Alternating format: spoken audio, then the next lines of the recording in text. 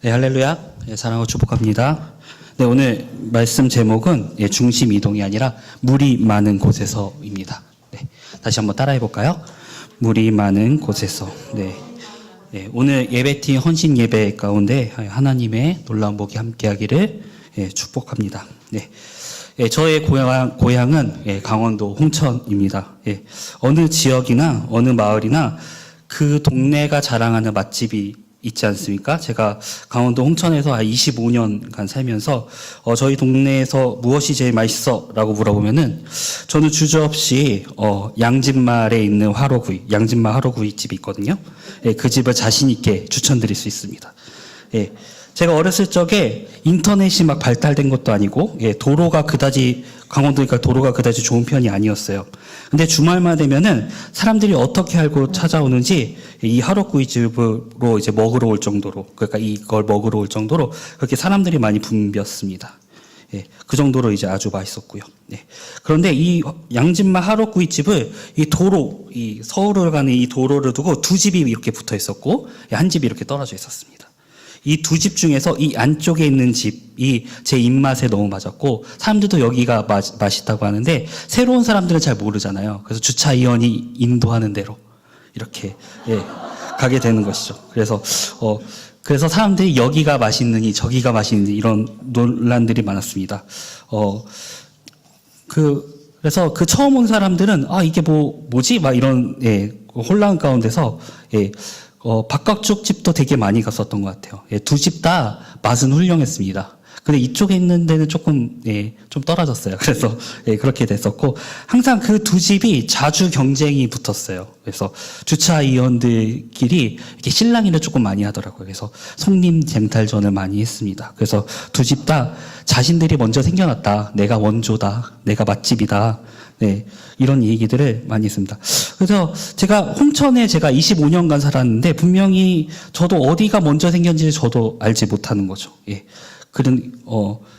그리고 맛이 어디가 더 맛있느냐에 따라서 이게 맛의 그러니까 원조이냐 원조가 아니냐가 결정이 되는 것 같아요. 이게 시간의 흐름이 아니라 그래서 먼저 생겨난 게 이게 아니라 어디가 더 맛있느냐, 어디가 더 맛이 더 훌륭하냐, 이게 조금 더 원조에 가까운 좀 느낌이지 않을까라는 생각이 듭니다. 또 중요한 것이 얼마나 많은 사람들이 찾아오냐는 것이죠. 이렇게 생각하게 된 이유는 여러분들 닭갈비 하면은 어디가 떠오르죠? 춘천이죠. 근데 놀랍게도 춘천이 원조가 아니에요. 이것도 강원도 홍천이 원조예요. 이게 왜 그러냐면은 홍천에 부대가 많잖아요.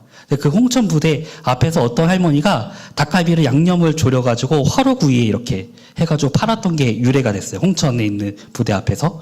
근데 이게 어떤 사람이 먹어보고 나서 이거 춘천에 있는 사람이 먹어보고 나서 이거 춘천에서 하면 되게 대박 나겠다 해서 춘천에 차리게 된 거예요. 그러면서 이렇게 춘천으로 많이 가게 된 거죠. 그래서 그렇게 하면서 이 맛을 벤치면서 이제 식당이 개업해서 잘 되게 되면서 그게 닭갈비 골목을 이루고 이것도 아직은 춘천하면은 닭갈비가 떠오르는 이유죠. 그래서 제가 두 가지, 맛이 좋냐, 그리고 사람들이 많이 찾아오냐, 이 많은 것들을 기억한 게 시간의 흐름에 상관없이 원조가 될 수도 있는 것이죠. 그래서 또 이런 원조가 누가 먼저니, 누가 나중이니, 이런 논란은 비단 오늘날의 문제가 아니었던 것입니다. 오늘 말씀으로 한번 볼게요. 요한복음 3장 26절 말씀입니다. 다 같이 보겠습니다. 26절입니다. 시작. 그들이 요한에게 가서 이르되 랍비여 선생과 함께 요단강 저편에 있더니 곧 선생님이 증언하시더니가 세례를 베풀매 사람이 다 그에게 가더이다. 여기서 그들은 전절에 나와 있듯이 세례 요한의 제자인 것을 우리가 알 수 있어요.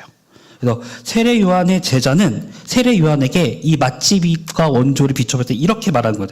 스승님, 큰일 났어요. 우리한테 세례를 받던 사람들을 뺏기게 생겼어요. 예수라는 사람이 와서 그 사람한테 세례를 많이 받는데요. 근데 선생님이 원조잖아요. 이거 무슨 특단의 조치를 취해야 되는 거 아닙니까? 라고 말하는 것이죠. 이런 식으로 이야기할 수 있는 거죠. 그런데 이렇게 이야기를 할 원인이 있었어요. 그게 3장 25절 말씀이에요. 다 같이 보겠습니다. 시작. 이에 요한의 제자 중에서 한 요한과 더불어 정결 레식에 대한 변론이 되었습니다. 예. 그러니까 요한의 제자와 한 유대인이 정결 레식에 대해서 토론 논쟁을 하고 나서 세례 요한에게 이렇게 말을 한 것이죠. 이것에서 우리가 먼저 주의할 것은 사람이 말이 길어지고 이게 변론이 되면은 본심이 드러나게 되어 있다는 거예요. 예전 제가 대학교 때 일이었어요. 당시 저는 선교단체를 섬기고 있었습니다. 거기에 리더였고요. 제가 저의 자취방을 선교단체 친구들에게 거의 오픈해 놓는 식으로 사용을 했었습니다. 그러면 금요일에 이제 저희 선교단체에서 금요일 철야 예배를 드리거든요. 근데 거기에 이제 오갈 데 없는 친구들이 우리 집에서 이제 하룻밤을 자게 됩니다. 굉장히 좁은 집이었지만 많게나 7, 8명 정도 이렇게 잤었던 것 같아요. 이제 그 금요 철야 예배 때 우리가 막 은혜를 받아요. 너무 좋은 은혜를 받고, 그리고 나서 이제 그 은혜 받은 친구들이 이제 집에 와가지고 바로 자는 게 아니죠. 이제 야식을 시켜 먹고 자기가 살았던 이제 간증 얘기, 그리고 은혜의 고백을 이렇게 막 이야기를 하게 돼요. 맨 처음은 하나님 이야기, 내가 하나님을 위해 이렇게 헌신하여 살겠다, 막 이런 좋게 이야기를 시작하죠. 내가 정말 하나님을 위해 헌신할 수 있다. 나를 하나님께서 얼마나 사랑하시는지 그런 귀한 간증들이 이제 하면서 막 초반에는 막 은혜가 넘쳐요. 막 은혜의 도가니로 다시 막 2차 집회하는 것 같고 막 그런 은혜가 막 넘치거든요. 근데 시간이 지나잖아요. 근데 그러면 서서히 연애 이야기로 빠지고 자매 이야기로 빠져요. 서서히 그렇게 돼요. 흐름이 있어요. 그 흐름이. 그래서 매일 거의 매주 같은 흐름으로 이렇게 가요. 이거를 우리는 깔때기 현상이라 그래요. 깔때가 이렇게 쭉 있잖아요. 여기는 되게 하나님 얘기 많이 하다가 쭉쭉쭉쭉 해가지고 여기는 이제 자매 이야기로 마지막에 흘러가는 거죠. 그럼 엄청난 큰 얘기가, 그 이야기가 결국에는 하는데 여기가 본심인 거예요. 그러니까 깔때기에 여기가 본심인 거죠. 그래서 물론 그러니까 연애 이야기가 비거룩하다는 얘기는 아니에요. 그런 것은 아닌데 희한하게 매번 깔때기가 연애에서 끝나요. 그 꼭지점이 항상 같아요. 이제 그 하루는 이제 은혜를 받고 이제 집에 이제 저희 집에 한 3, 4명 정도 이제 친구가 와가지고 같이 자면서 이야기를 하는데 그때도 이제 똑같은 패턴으로 이야기한 거죠. 그 이야기를 이 꼭지점에 도달해 잠을 잘 수 있거든요. 그래서 이제 그 꼭지점을 향해서 이제 서서히 이제 도달하게 되는 거예요. 근데 이 친구 이제 다른 한 명이 다른 친구하고 자매 이야기를 하는데 그 두 형제가 좋아했던 자매가 똑같은 거예요.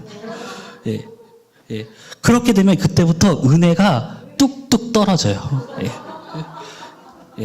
싸우지는 않지만 이 두 친구의 감정이 날이 서 있는 걸 느껴지고 그걸 지켜보는 저도 굉장히 눈치 보면서 이렇게 있는 뭐죠?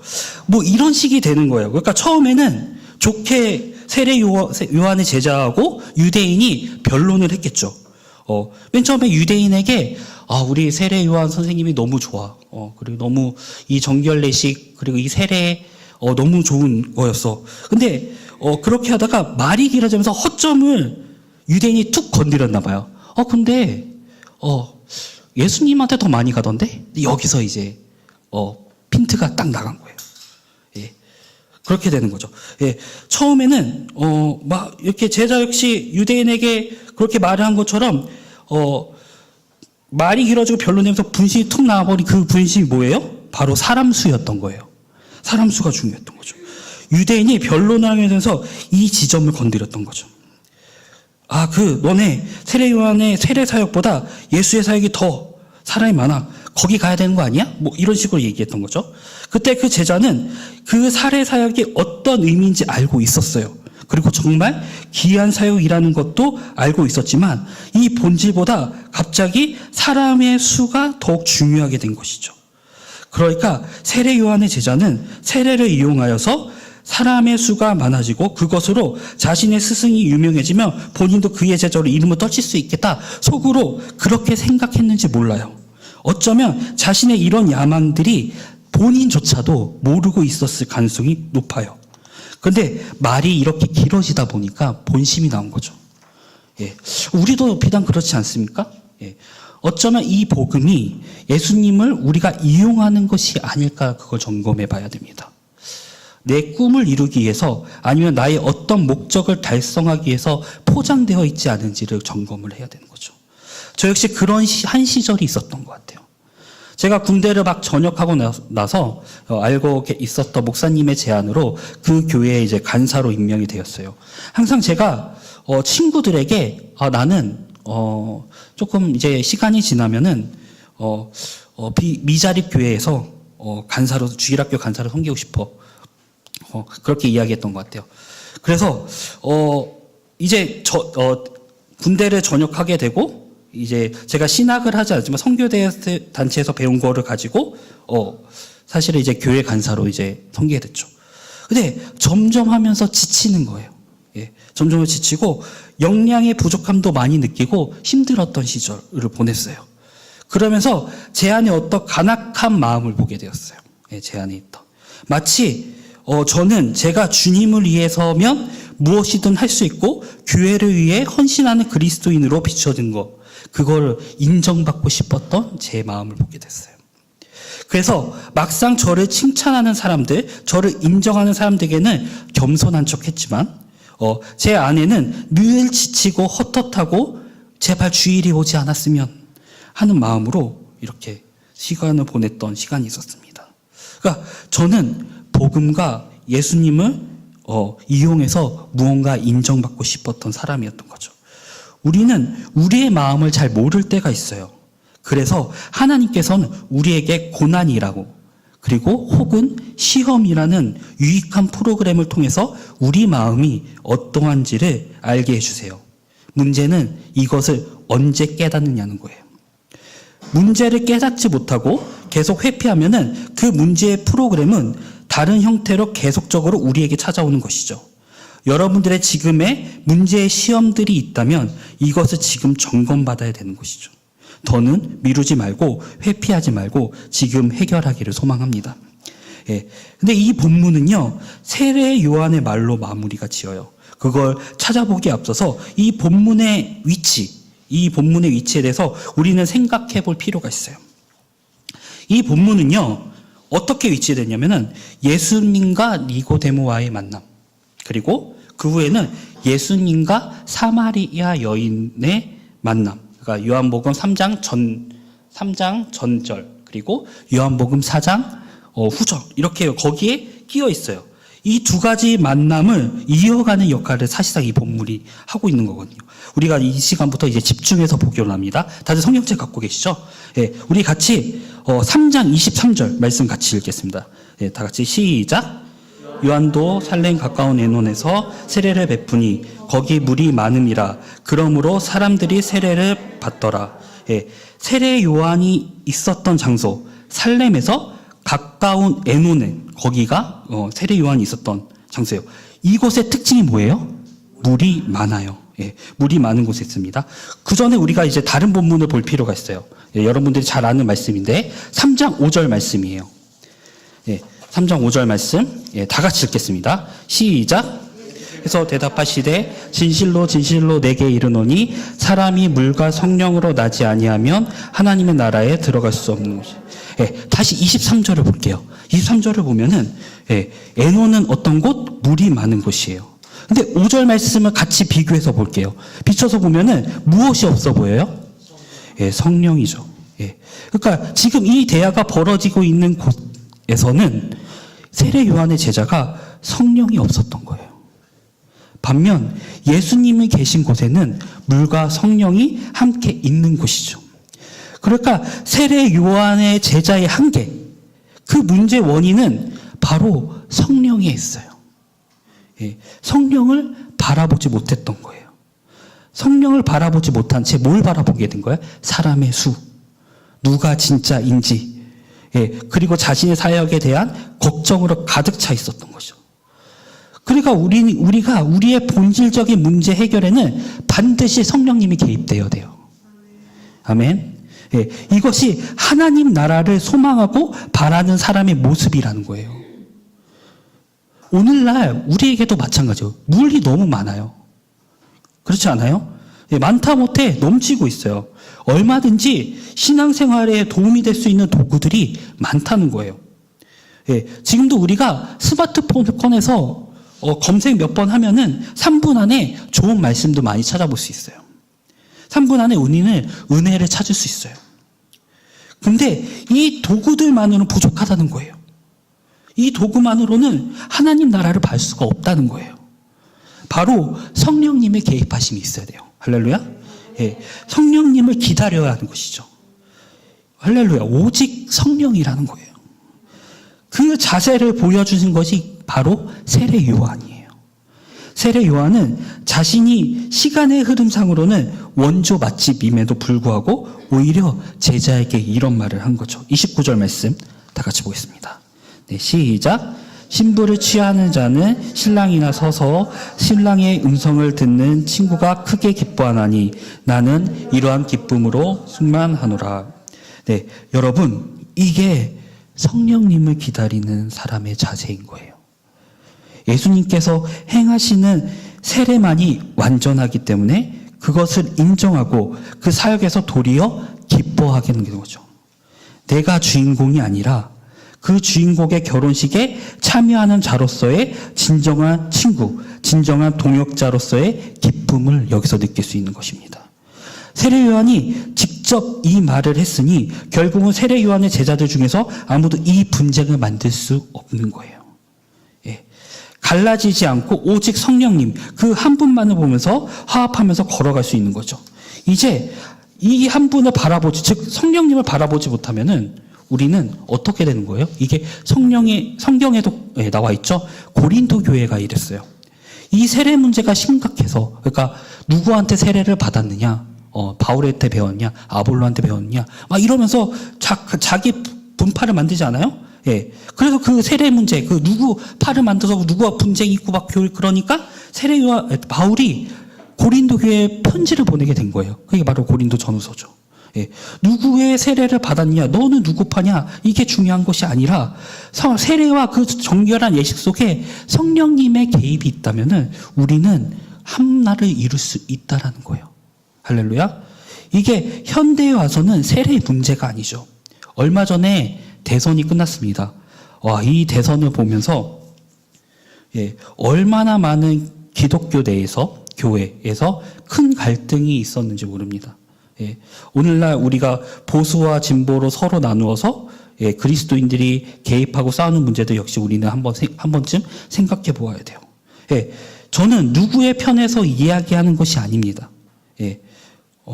누가 잘못되었다 라고 말을 하고 온 것도 아니에요. 다만 내가 진보라고 해서 보수 기독교인보다 신앙이 우월하다고 생각하면 그건 문제인 거예요. 거꾸로 내가 보수 기독교인이라고 해서 진보 기독교인보다 신앙이 우월하다고 생각하면 그거 역시 문제인 거죠.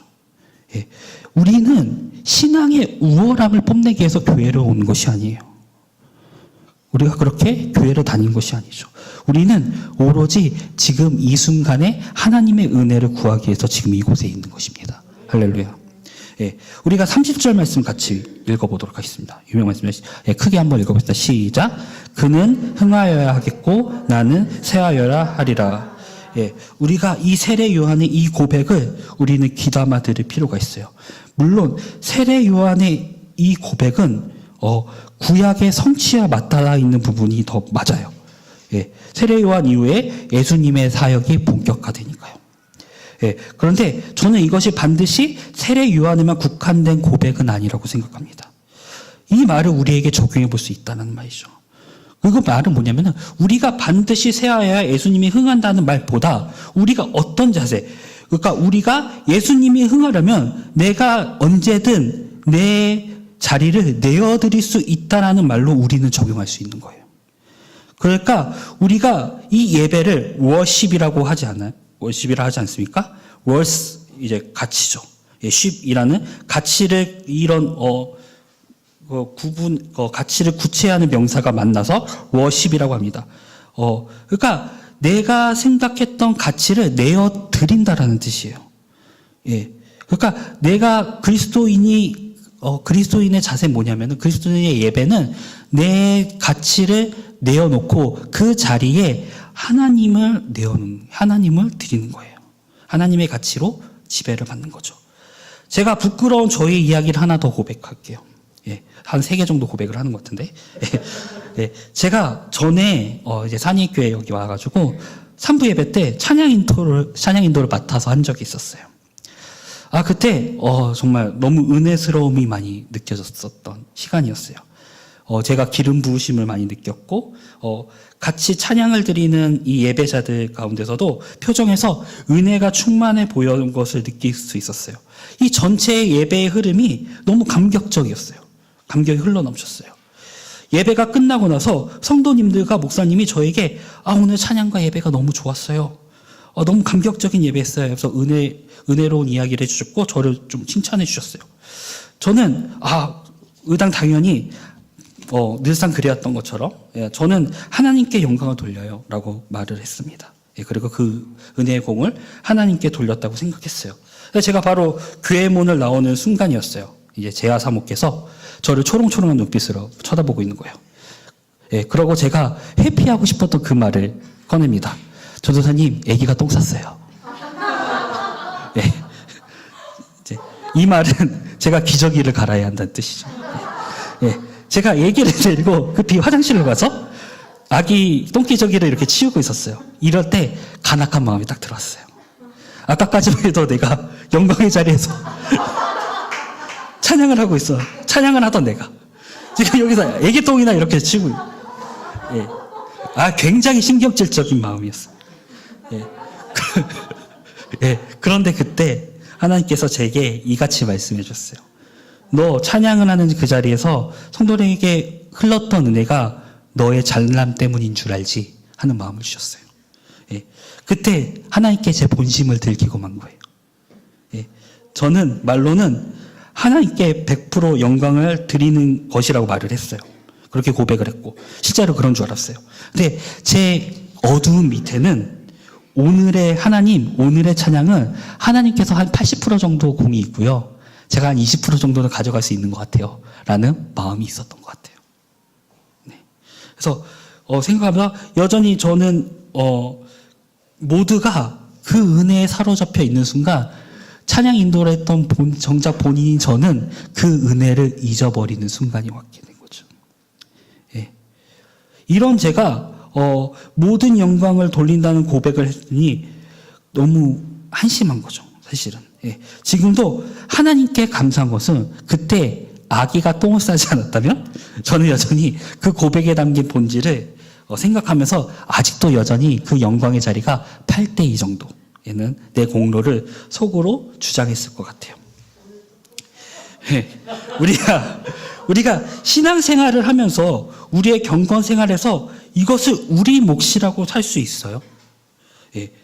예배에서 막 흘렀던 그 영광이 1%라도 내 것이었다 말할 수 있는 겁니까? 세례 요한이 이 귀한 말을 끝난 후에 예수님은 사마리아 여인을 만나러 가세요. 우리 요한복음 4장 19절에서 20절 말씀, 요한복음 4장 19절에서 20절 말씀을 다 같이 읽어보겠습니다.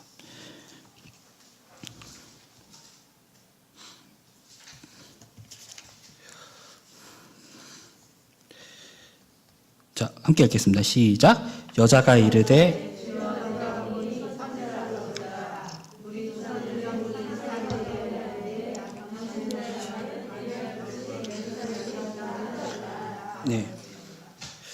자, 우리가 이 상황을 가정해 봅시다. 이때 사마리아 여인의 상황이에요. 자, 우리한테 한번 내가 사마리아 여인이었다고 생각합시다. 갑자기 어느 분이 나왔는데 이분이 내 과거를 알고 계세요. 이 사람 처음 봤는데 선지자예요. 여러분들 뭐부터 물어볼 것 같아요? 뭐부터 물어볼 것 같아요? 그러면요, 혹시 제 주식이 오를까요? 그러면 혹시 제 미래는 어떻게 될까요? 내가 너무 걱정돼. 내 건강은 어떻게 될까요? 이런 거 물어봐야 되는 상황이죠. 왜냐면은 이 선지자 언제 갈지 몰라요. 근데 사마리아 여인은 놀랍게도 예배에 대해서 얘기하고 있어요. 그게 뭐예요? 이 사마리아 여인은 예배에 목말랐던 사람인 거예요. 예. 자, 4장 28절 말씀 다 같이 보고 오겠습니다. 여장아 물동이를 버려두고 동네로 들어가서 사람들에게 얘기할 때 여기까지 읽으면 된다. 예수님께서 그 예배에 목말랐던 사마리아 여인을 찾아가셨죠. 그런데 그 예배를 드렸던, 그러니까 같이 예수님과 만났던 그 사마리아 여인이 갑자기 자신의 귀중한 가치였던 그 물동이, 그거를 내려놓고 자신의 어떤 못남으로 인해서 사람들을 피해 다녔던 자기의 존재를 내려놓고 예수님의 말씀에 레디컬하게, 극적으로 변하는 경험을 하게 되면서 그가 동네에 들어가서 예수님을 전하게 돼요. 결국은 그 변화가 그 예배에 목말랐던, 성령님의 목말랐던 만남 가운데 이루어지는 것이에요. 할렐루야. 예. 예배는요, 나의 왕관을 내려놓고 하나님께 그 왕관을 바치는 자리예요. 예배는 하나님의 말씀을 듣고 그 말씀이 내 삶을 지배하는 시간이에요. 할렐루야. 그래서 우리는 항상 극적인 변화를 이 예배에서 기대해야 합니다. 예, 말씀이 하나님이 원하시면, 그리고 하나님이 원하시면 레디컬하게 기꺼이 내가 쇠한다는 마음으로, 쇠할 것까지 준비한다는 마음으로 내가 변화할 수 있어야 돼요. 지금 여기 계시는 예배팀 뿐만이 아니라 모든 성도들이 저는 이와 같은 예배 자세로 예배를 드리기를 간절히 바랍니다. 할렐루야. 저는 우리 산이의 교회가 부흥하기를 바라요. 예, 이거는 성도의 수뿐만이 아니라, 그러니까 외적인 부흥뿐만이 아니라 내적으로 우리의 예배가 뜨거워지기를 소망해요. 자꾸 무언가가 자꾸 뜨거워지려고 멈추게 하고, 이러는 것들이 좀 제가 부임하게 되면서 많이 있었던 것 같아요. 그런 상황들이. 그러니까 코로나가 자꾸 막는 듯한 느낌? 그래서 한편으로는 되게 답답하고 이런 것들이 있는데, 결국에는 우리가 원적으로 돌아가면 그 해답은 예배밖에 없는 것 같아요. 성령님을 기다리는 우리의 자세인 것밖에 없는 것 같아요. 예, 저는 말씀에 여러분들이 기꺼이 순종하고 그거를 즐거워하고 그렇게 같이 신앙생활하면서 같이 내적으로 그리고 외적으로 부흥하는 산이의 교회가 되길 바랍니다. 예, 저는 우리가 성령님을 기다리고 잊지 않기를 소망합니다. 하나님과 함께 말씀을 잊지 않고 하루하루 살아가기를 소망합니다. 그리고 예수님이 흥하기 위해서라면 기꺼이 나의 쇠함도 감당하는 여러분이 되시기를 소망합니다. 할렐루야. 예, 우리 다 같이 찬양하며, 다 같이